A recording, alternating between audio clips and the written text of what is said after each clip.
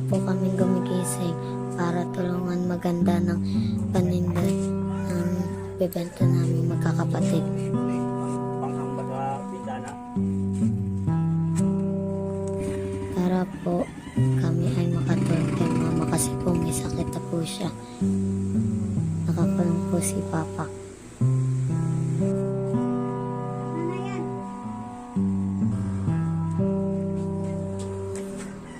Sama ka ba? Mahirap po maghanap ng pera.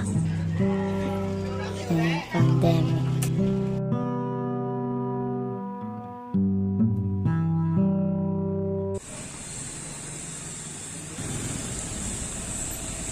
Ako po si Sandy Ogrimedis Agon, 11 years old.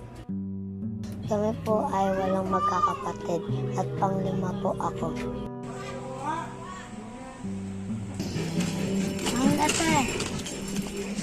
Bale, naglilibot po kami para magbenta ng mangga. Kahit mainit para lang po maubos ang paninda ni mama. Ako po ay grade 4.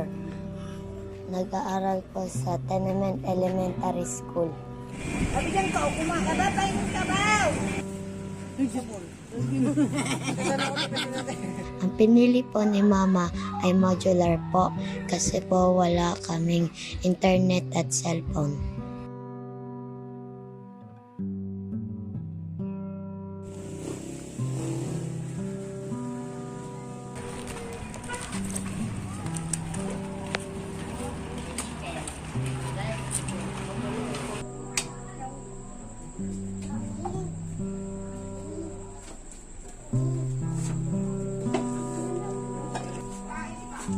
Pagkatapos po naming magbenta, saka lang po ako nagsasagot ng module. Minsan po hindi po ako nakapagsasagot kasi po pagod po ako kaya nakakatulog na lang po ako.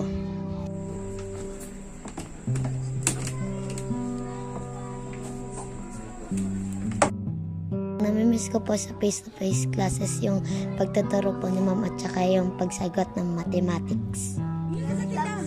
Pinagdadasal ko po ay sana po mawala na po ang sakit ni mama at saka makapagtapos po kami ng pag-aaral at saka mawala po ang pandemya.